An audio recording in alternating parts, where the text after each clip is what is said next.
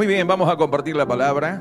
Estamos en la iglesia Nueva Vida con Jesús del barrio de Núñez, Cabildo 4235. Para aquellos que alguna vez quieran participar de alguna reunión, los invitamos. Predicamos el Evangelio, iglesia afiliada a la Unión de las Asambleas de Dios. ¿Por qué lo digo esto? Porque es como un aval de seriedad y de responsabilidad estar dependiendo de una organización tan seria como es la Unión de las Asambleas de Dios. Por lo cual la doctrina, nuestra doctrina, es una doctrina bíblica. Muy bien, vamos a compartir la palabra en esta noche. Si Dios lo dijo, así será. Es el título. Hoy lo dije a la mañana. El título es Si Dios lo dijo, así será. Nada. Inmediatamente dije, bueno, se anuncia a los que van a tomar el tren rumbo a Retiro en el andén número 5 que a las 17:15 va a salir. Me miraban como diciendo, ¿de qué está hablando el pastor? Le digo, si anuncio la partida de un tren de Retiro y digo un título y es lo mismo, pero el título del mensaje es Si Dios lo dijo, así será. Así será. Cuando las cosas no son como a uno le guste, ¿no? Como nos gusta. Entonces, bueno, hay un tironeo, hay un tiroteo contra la fe. Hay un bombardeo contra la fe. Sabemos de qué hablamos. Lo sabemos todos perfectamente bien de qué estamos hablando. Un cristiano, un creyente, les voy a hacer algunas preguntas, un par de preguntas. ¿Puede dudar? Sí, señor. ¿Alguien estaba por decir un no rotundo hacia así con la cabecita? Sí puede. No debe, que es distinto. ¿Un cristiano puede tener temor? Ahora sí, ahora ya. Ahora es fácil. Ahora es fácil. Sí, claro que sí. ¿Temer es pecado? No es pecado. Si por temer alguien perdiera la salvación, los discípulos no se salvaba ninguno. Pedro no se salvaba ni a garrotazos. David no se salvaba tampoco. El apóstol Pablo no se salvaba. Lucas, del que vamos a hablar hoy de él, tampoco se salvaba. Moisés no se salvaba. Abraham no se salvaba. No es pecado. Pero el diablo, en su astucia, quiere que además de estar pasando por una tormenta y una situación difícil y que sentimos el cimbronazo en la fe, nos quiere hacer sentir culpables. Pero ¿cómo? ¿Dónde está tu Dios? ¿Y cómo dudás? ¿Y cómo esto? ¿Y vos no te mereces esto? Lo que el diablo quiere básicamente es que nos sintamos como el peor insecto que hay sobre la tierra. Lo peor de lo peor, de lo peor, de lo peor. Pero cuando Dios nos habla, jamás nos habla pegándonos garrotazos. Si estamos pasando por un momento difícil y hay temor, hay incertidumbre, hay inquietud, el diablo no nos va a pegar, el Señor no nos va a pegar un garrotazo. Porque, ¿qué dice la palabra? Que cuando Pedro empezó a hundirse, primero caminaba sobre las aguas y empezó a hundirse. No dice la Biblia que Jesús caminó, se acercó a él y le dijo a alguno de los que estaban, che, a ver Juan, pásame el remo. Tomá. Incrédulo. No dice eso la Biblia. No dice eso la Biblia. Pero sí cuando Jesús dice, ¿por qué tuvieron temor? ¿Por qué tuvieron temor? Los discípulos tuvieron temor. En una de las tormentas, Jesús dormía, dice, con la cabeza, apoyada su cabeza en un cabezal de ahí de la barca, en un extremo. Y los otros no sabían ya cómo sacar el agua. No sabían cómo atajarle el agua. Y van y lo despiertan y le dicen, maestro, ¿no tienes cuidado que perecemos? ¿Saben cuál sería la traducción? ¿No te importa lo que nos pasa? ¿Cómo no le iba a importar lo que les pasaba? Claro que le importa. Y le importa lo que te pasa a vos y lo que me pasa a mí. Nuestro Dios le importa lo que nos pasa. No es indiferente a nuestra angustia, que a veces la hay, a nuestro temor, que a veces la hay, a nuestra desesperación, que a veces la hay. Hoy la Biblia nos va a hablar de dos personas muy importantes, los dos importantes, que nos registra la palabra. Pero antes de entrar a leer Hechos 27, los invito a hacer un viaje. ¿Cuántos están para hacer un viaje? ¿Cancún? ¿Dominicana?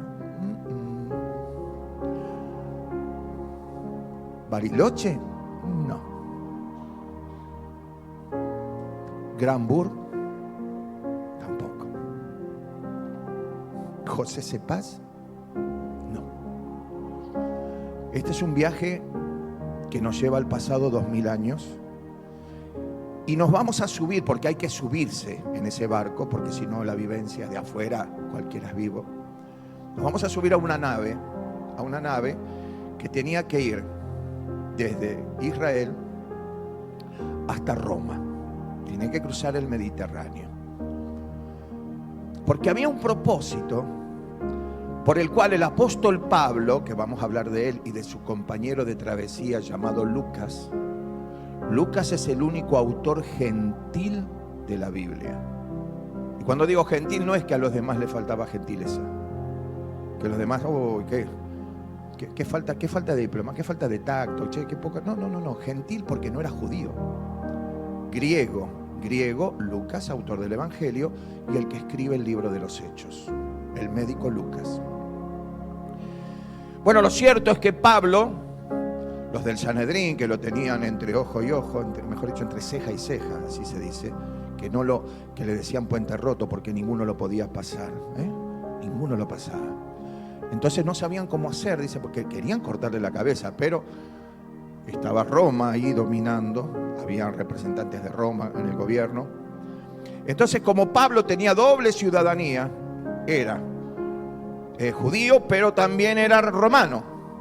Y como romano tenía autorización, o mejor dicho, la prerrogativa, el derecho de reclamar por su cuestión ante el mismo emperador de Roma. Entonces, cuando saben que es ciudadano romano, entonces él dice, yo quiero apelar delante del César.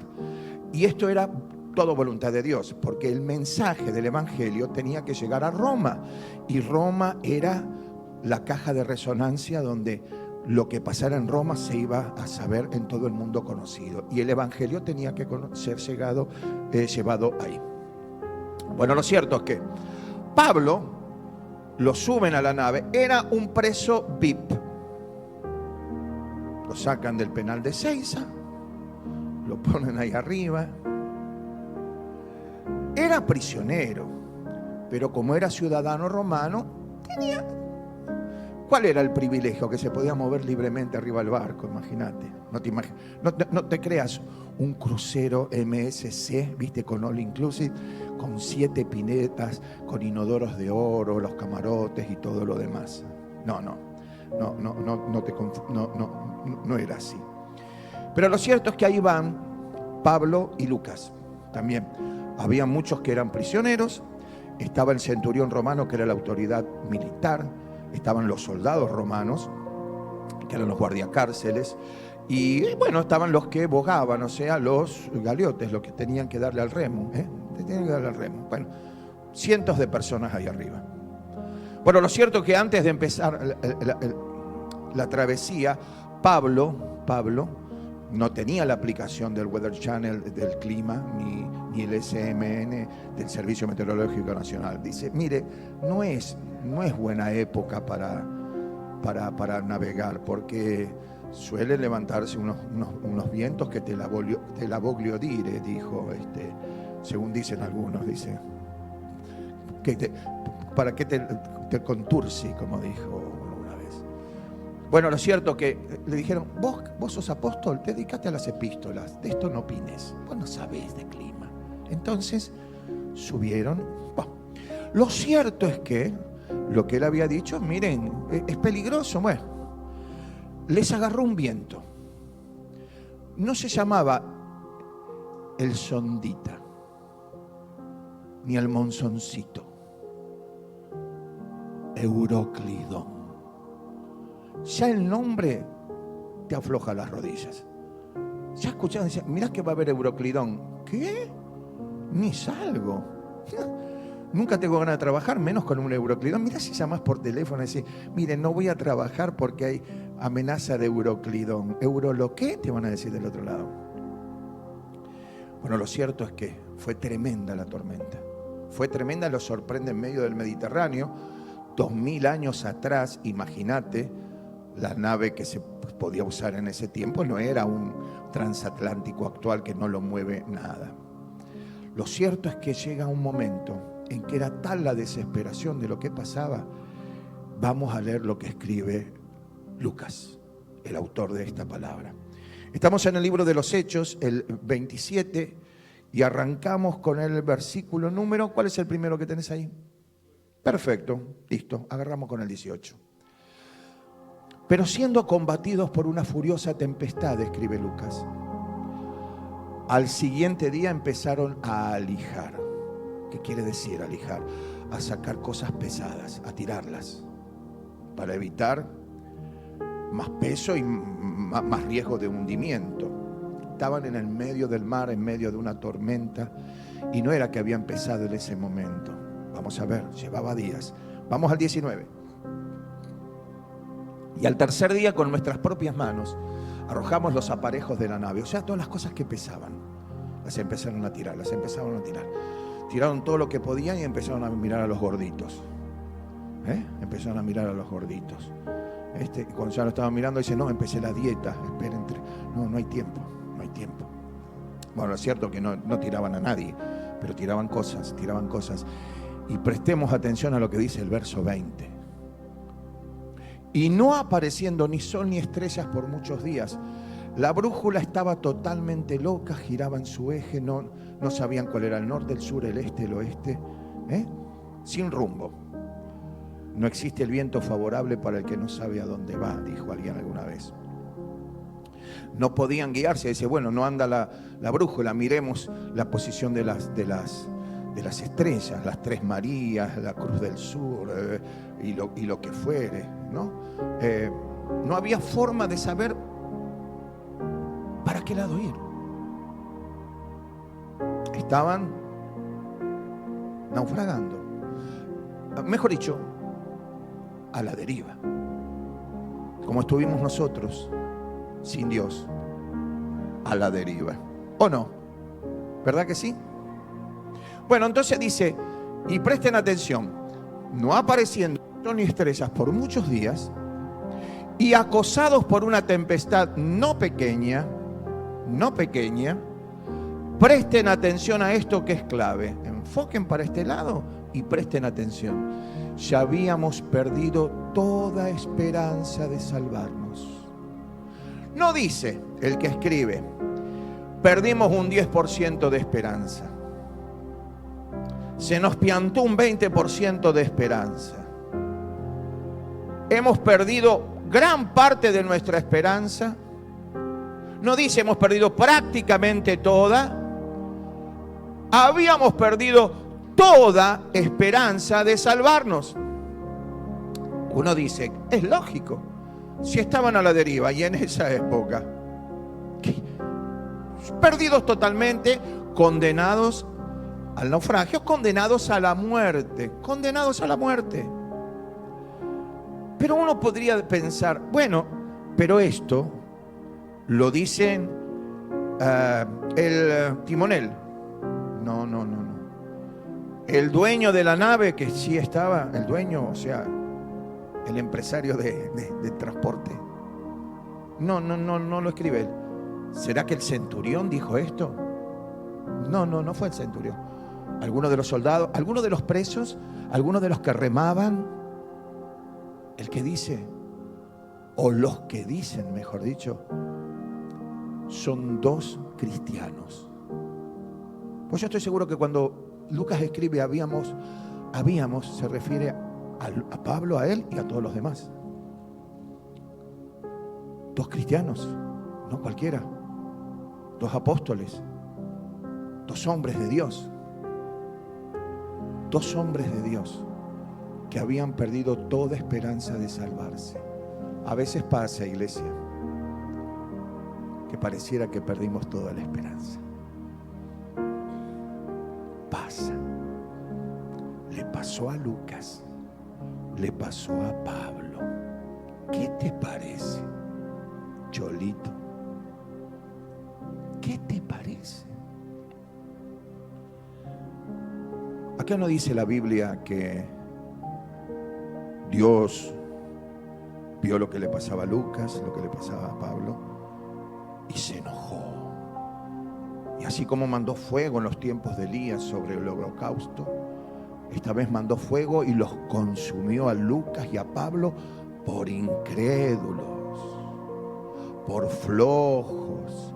¿Dónde está el testimonio? No. Dios sabía lo que les estaba pasando y Dios sabe lo que te está pasando a vos. Dios lo sabe muy bien lo que estamos pasando. Y no es que se desentiende, ni nos deja a ver qué hace, a ver cómo reacciona, a ver si aprende a ser hombre, a ser mujer, a los golpes se hacen los hombres. No. Miren lo que dice el verso siguiente. Habían perdido toda esperanza. Entonces Pablo, como hacía ya mucho que no comíamos, estaba para comer. Yo una vez hace muchos años habíamos ido a pasar un día así de descanso con los hermanos de la iglesia, con una hermana que tenía una casita en el Delta, y había que subirse a un botecito pequeño para hacer un trayecto de 30 metros. 30. Yo me mareé, casi más vomito. Pedía un chaleco naranja, un salvavidas, algo así. Me sentía, digo, pero esto es el Titanic. Y era así, se movía un poquito el botecito. El botecito aguantaba a la hermana, que tenía sus kilitos, que de haber estado en la nave con ellos hubiera sido candidata al mar. Y yo creo que por ahí hasta el barco rebotaba. ¿Pero qué iban a comer? ¿Qué iban a comer? ¿Qué? Primero, el movimiento de acá para allá. Y segundo, si estaban contando los minutos y los días, bueno, ¿será hoy que nos morimos? No dicho de esta forma tipo encuesta, sino con desesperación. Y yo creo que al lunes no llegamos. ¿Y qué día será hoy? ¿Dónde estamos? ¿Quién soy? Como decía uno, ¿quién estoy? ¿Dónde soy? Dijo. ¿Qué iban a comer? Llevaban varios días sin comer. No era que estaban ayunando buscando la voluntad de Dios. No les pasaba nada. Como una hermana que tuvo que la madre hacerle un omelette para que pudiera tragar bien. Un omelette ungido, de oración, aceite, pero también huevo y jamón y supongo alguna cosa más. Hacía mucho que no comíamos. Puesto en pie, miren lo que hizo Pablo. Se paró en medio de ellos y dijo: habría sido, por cierto, conveniente, oh varones. Acá habla como una esposa, ¿viste? Que le dice al esposo: yo te lo dije. Entonces el marido, con doble carga, sabe que se equivocó y sabe que la esposa se lo había dicho, y ahora falta que la esposa se entere, pero en algún momento hay que hacer de tripas corazón y decirlo. Habría sido, por cierto, conveniente, oh varones, haberme oído y no zarpar de Creta tan solo para recibir este perjuicio y pérdida. Yo se los dije, pero miren lo que dice ahora. Pero ahora les exhorto a tener buen ánimo. Condenados a muerte, cambien el ánimo. Pues no habrá ninguna pérdida de vida entre vosotros, sino solamente de la nave. ¿Qué era lo más importante que había en esa nave? Las vidas humanas, no solamente de Pablo y Lucas, las vidas de todos. Si le preguntaban al dueño de la nave, ¿qué es lo más importante? La nave, pero más importante es la vida. Yo no sé por lo que puedas estar pasando vos, ustedes, sí, de algunos, pero tenés vida, tenés salud, dale gloria a Dios. Dale gloria a Dios, y no solamente nuestra, de la familia también, por supuesto. Hay cosas más importantes. Hay cosas mucho más importantes que lo material o que eventuales pérdidas. Es la vida y es la salud. Tenemos vida y tenemos salud. Como dice un hermano mío, mientras Dios me dé vida y salud, no habrá ninguna pérdida de vida entre ustedes, sino solamente de la nave. Vamos al verso 23. ¿Por qué podía hablar estas palabras Pablo, que eran las que sentía y las que vivía? Porque esta noche ha estado conmigo el ángel del Dios. Me encanta lo que dice. De quién soy y a quién sirvo. La tenía clara Pablo. Pablo no dice el Dios que me pertenece y que me sirve. No. Yo soy de Él y yo le sirvo. Ahora, ¿para qué estuvo el ángel? Para llevarle un mensaje directo del Señor. Verso número 25. Diciendo, 24. Pablo, no temas. ¿Por qué le dice no temas? ¿Por qué será que le dijo no temas? ¿Ustedes qué creen?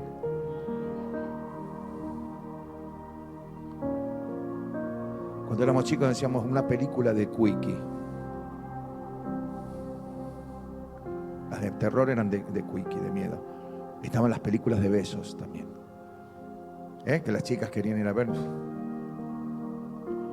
Pues estaban las de Convoy, que era la traducción de cowboy, ¿no? Así el lenguaje. Vamos a ver una película de Convoy, dijo uno un día. ¿Y qué dan? La bala que dobló la esquina. Dale, vamos, decía. ¿Qué vas a ver? La fuga del paralítico, dijo otro. Vamos, dijo. Dios te ha concedido. Dice, no temas, es necesario que comparezcas ante César. O sea, tenés que ir a Roma. Y para comparecer delante de César, César no va a venir nadando. No va a venir atado de un dron y te lo van a soltar ahí arriba. Mira qué escena, el emperador cayendo en la nave con todos los laureles ahí desparramados, toda la túnica blanca. No da. Vos tenés que llegar a Roma, le dice. Dios te ha concedido todos los que navegan contigo. Qué bendición cuando hay un cristiano en la familia. Qué bendición cuando hay un hijo, una hija de Dios en el lugar donde vos también estás. Y aún en el trabajo ignoran que Dios bendice ese lugar por causa de un hijo, de una hija de Dios. O sea, el Señor le dijo a través del ángel, no tengas temor, vas a llegar a Roma, tenés que presentar, vos sabés que tenés que llevar el mensaje y Dios va a preservar la vida de todos. Dice el verso 25, escucha. Por tanto, oh varones, tengan buen ánimo, porque yo confío en Dios que será así como se me ha dicho. Si Dios lo dijo, así será. Es la traducción. Si Dios lo dijo, así será. Y vos y yo tenemos promesas de Dios. Promesas de salud, de salvación de los inconversos, de restauración familiar, de restauración económica, de restauración de lo que fuere. Yo confío así, en ser así como se me ha dicho. Si Dios lo dijo, así va a ser. Ahora un paréntesis. Dice la palabra.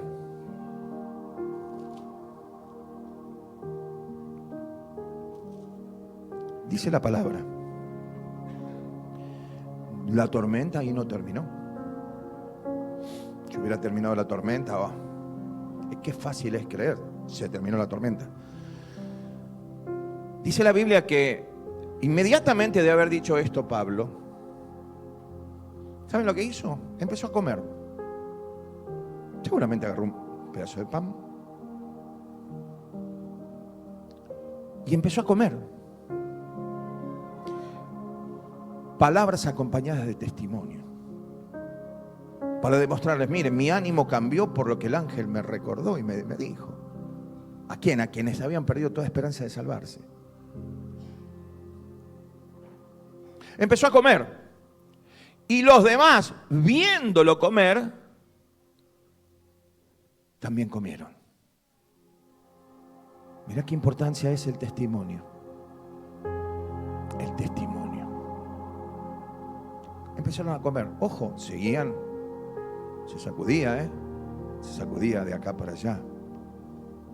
Pero creyeron a lo que Pablo decía y en realidad creyeron a lo que veían en Pablo. Creían en lo que veían en Pablo. ¿Y cómo sigue la historia? Muchos la conocen.